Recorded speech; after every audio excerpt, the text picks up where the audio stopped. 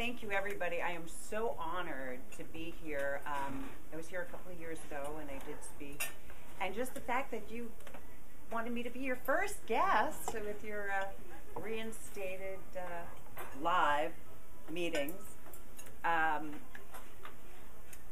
work for Councilman Paul Koretz of Council District 5.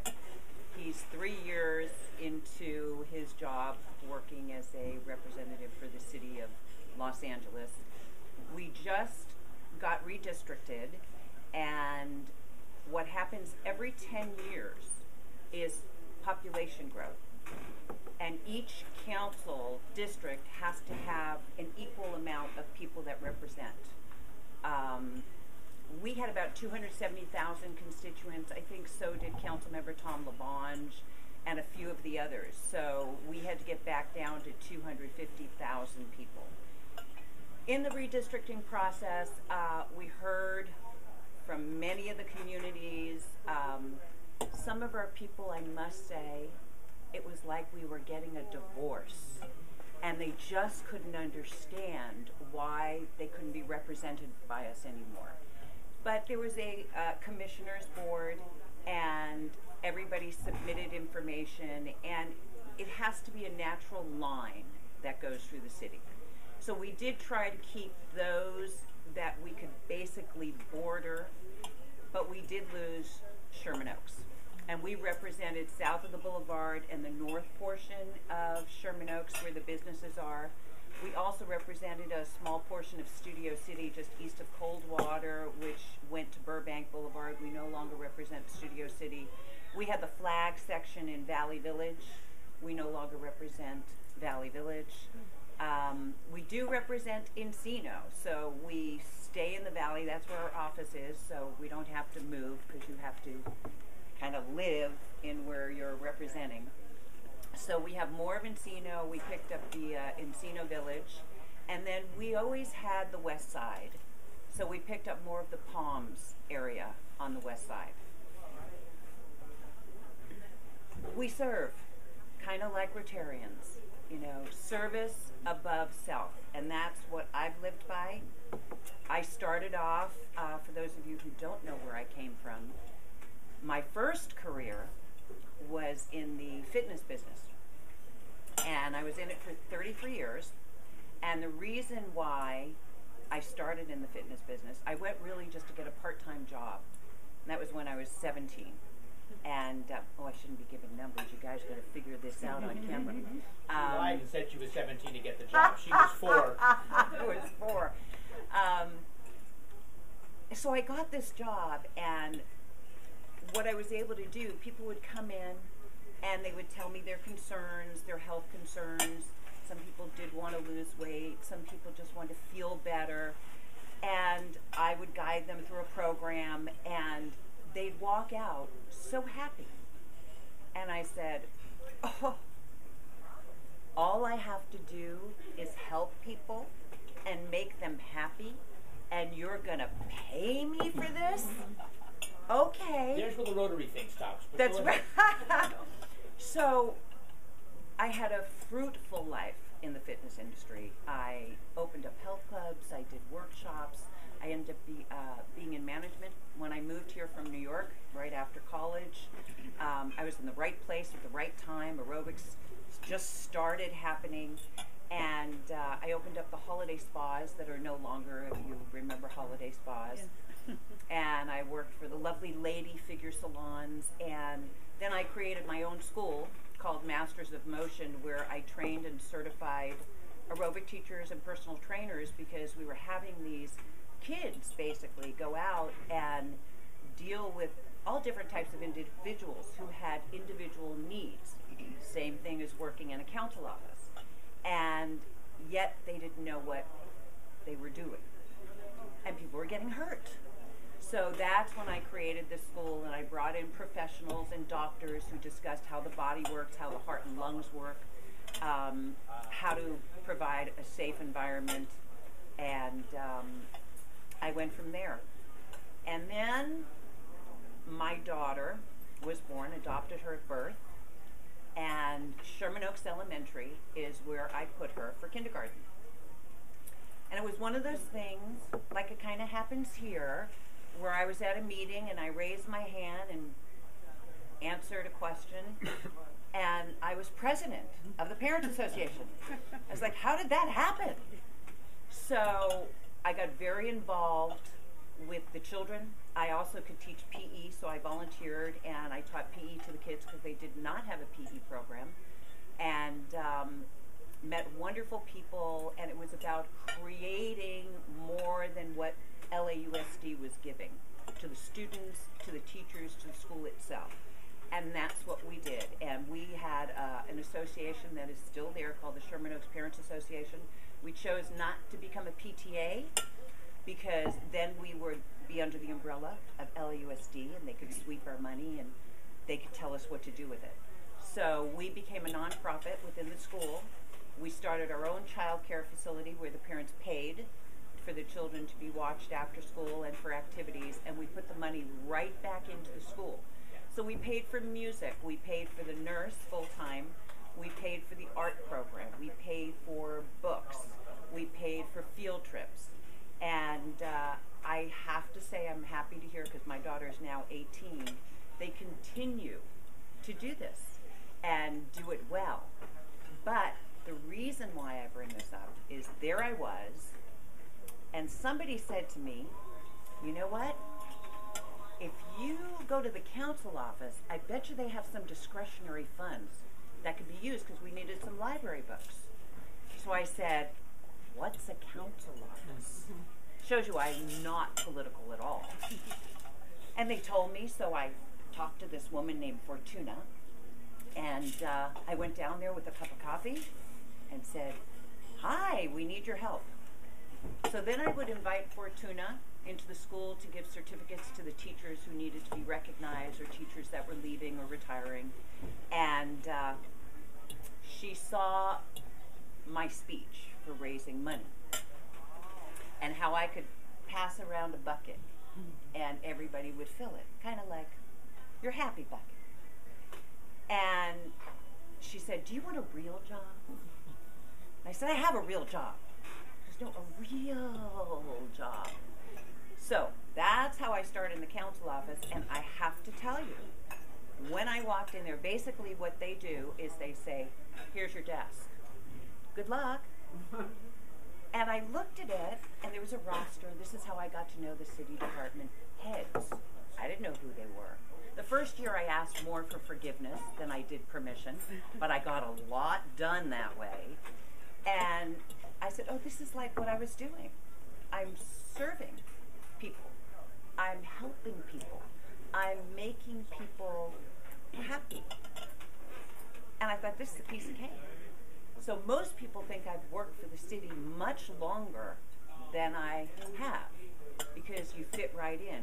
What I learned in fitness was to listen, listen, and listen some more and create a solution, kind of like Rotarians.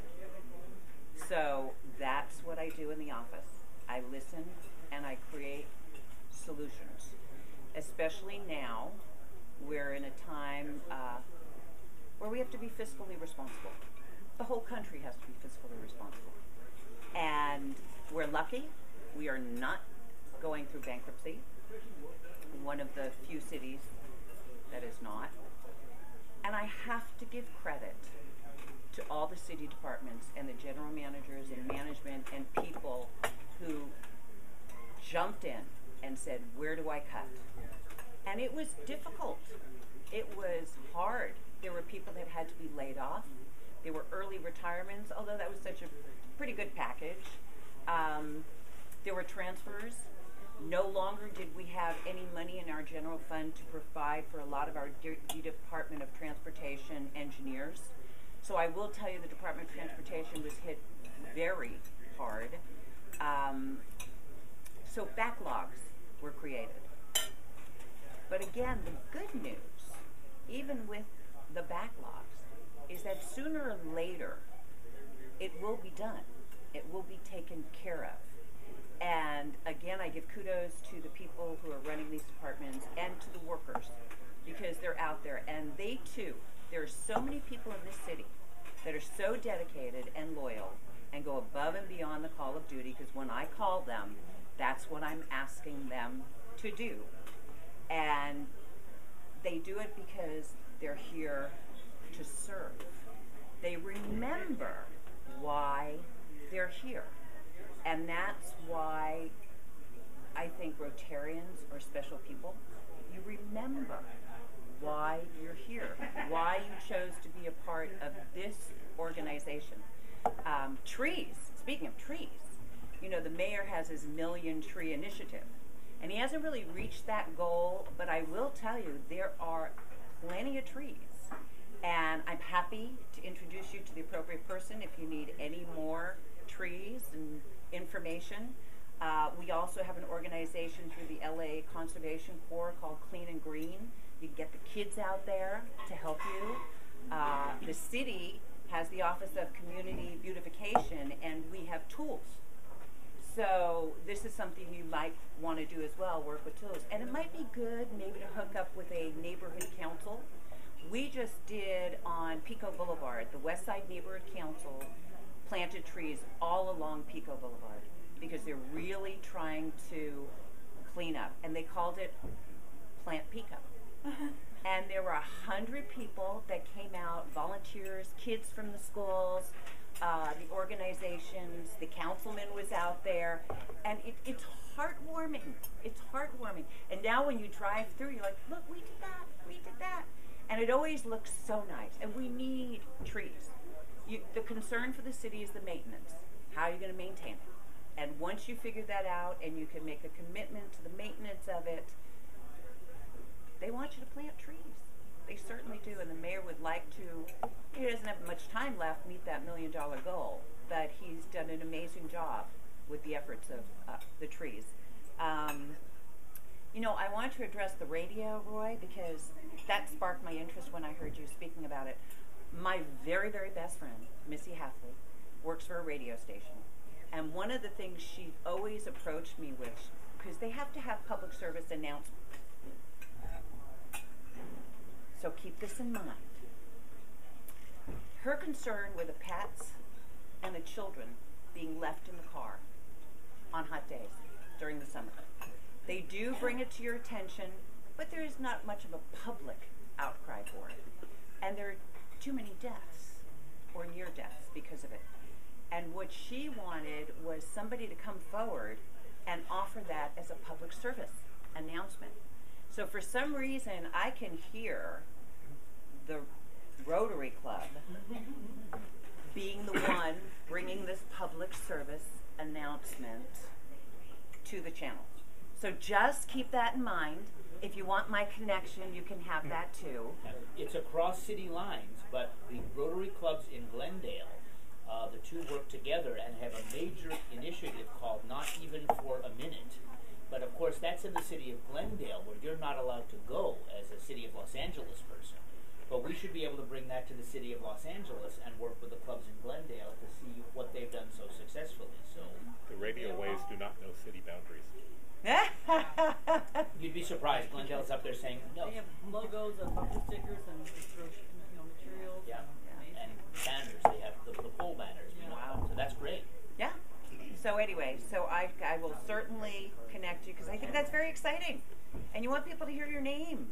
You want them to hear what you're doing. That's excellent. So anyway, so It's put it on the list. So again, I will tell you with the city, I know everybody's concerned about their streets being resurfaced. I will tell you the police and fire still get 70% of the budget, even though they've cut back. Your streets are in the 30% that gets the rest. And for street resurfacing, and this is what people have to understand. A lot of people call us and say, I pay exorbitant property tax. I want my street to be resurfaced. Property tax does not fund your streets. It's gas tax, it's Prop 1B, there's federal highway money because some streets were deemed federal highway. There's Prop C, which just means there's a bus that has to travel on that road. And that's how they fund streets.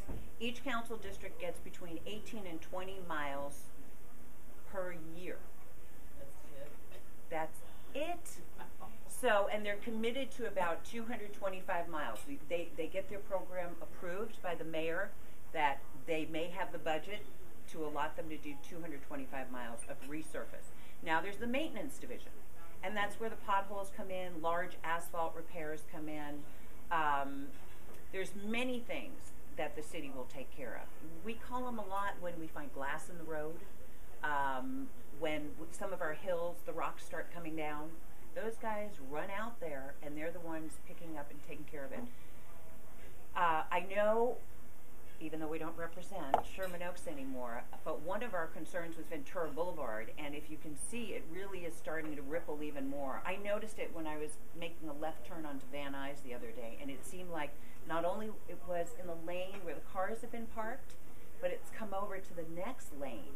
And it kind of makes sense because even though Metro doesn't want to say it's their buses doing this, but that's where the bus makes the turn as well, where the left turn is.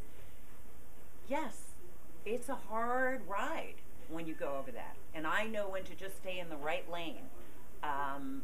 My understanding is Nazario Cecita, who is the GM for the Bureau of Street Services, is once again looking at finding a way of digging that up and repaving it.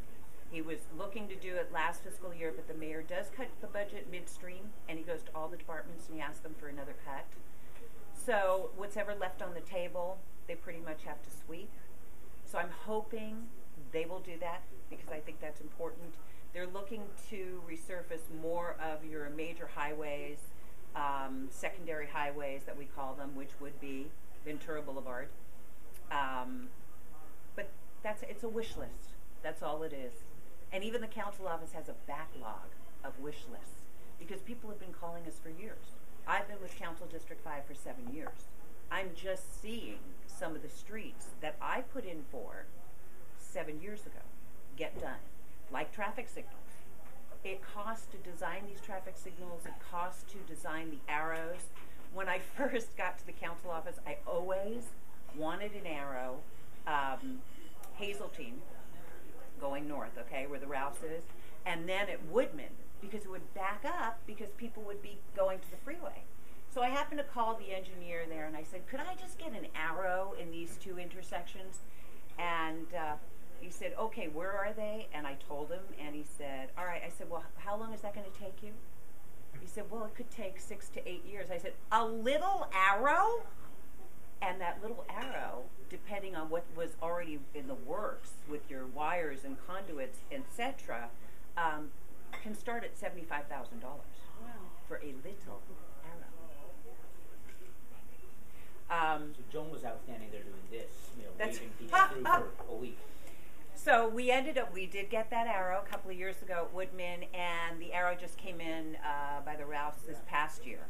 So we're very excited. My traffic signal at Mulholland and Woodcliff is now there because that was a concern for a lot of the residents. They couldn't get out of their street because human behavior is, I'm not letting you in. It's unfortunate, but that's how people are.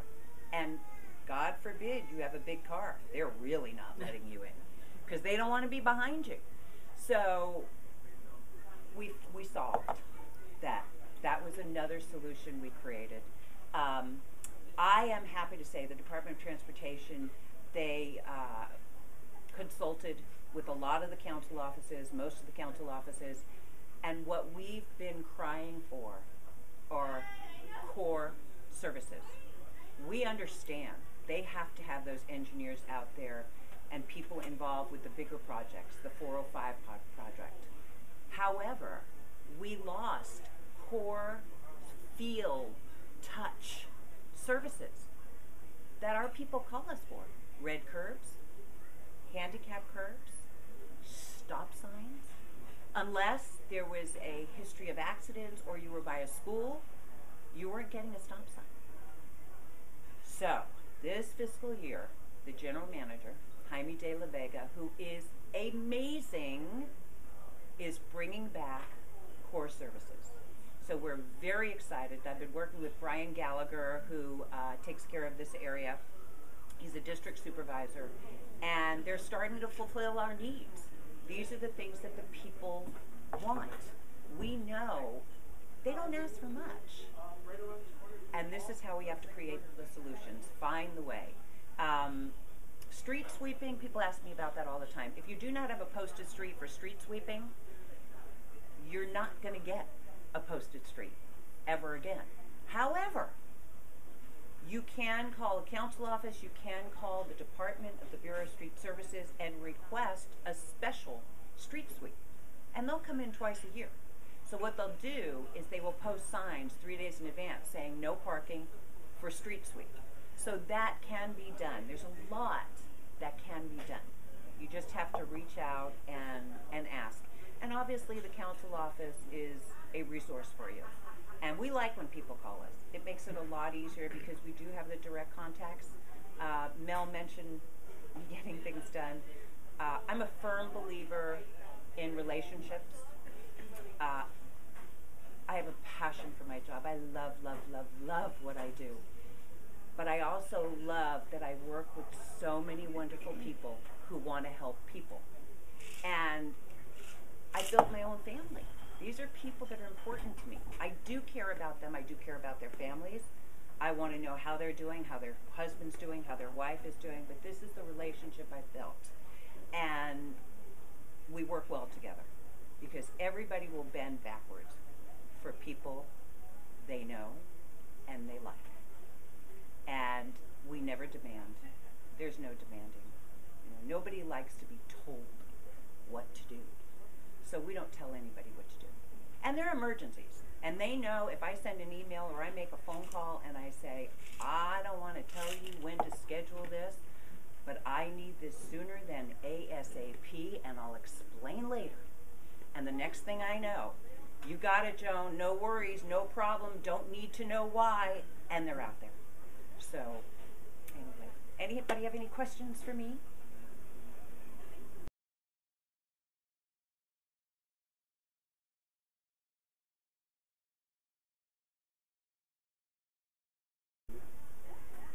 The puppy mills, well, the council member is very involved with animal services, and they found that the breeding of these dogs, they were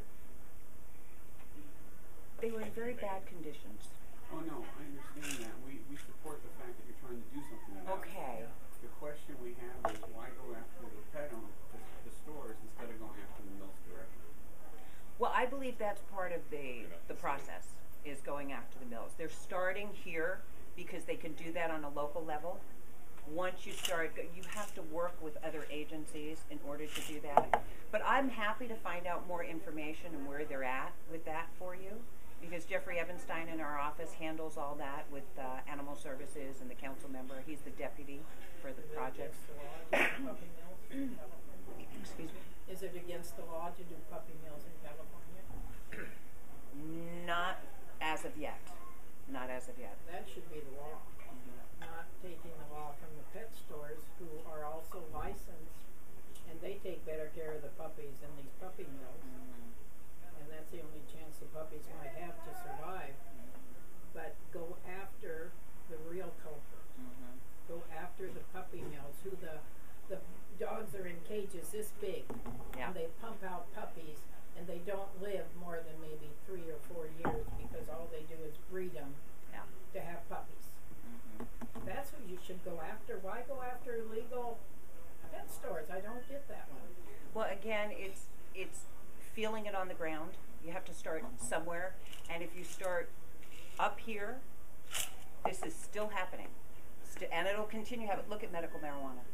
How long have we been talking about medical marijuana? And finally, a full ban's being placed on it. It's the same thing. But again, I'm happy to find out where they're at, what the process is, if they're working with somebody in the state to shut these puppy mills down. I think that's their long-term goal. Joan, this isn't a question, it's just a comment. I come from education, so I really appreciated the part of your story about grassroots fundraising at a school as especially LUSD. That's where I had worked for many, many years.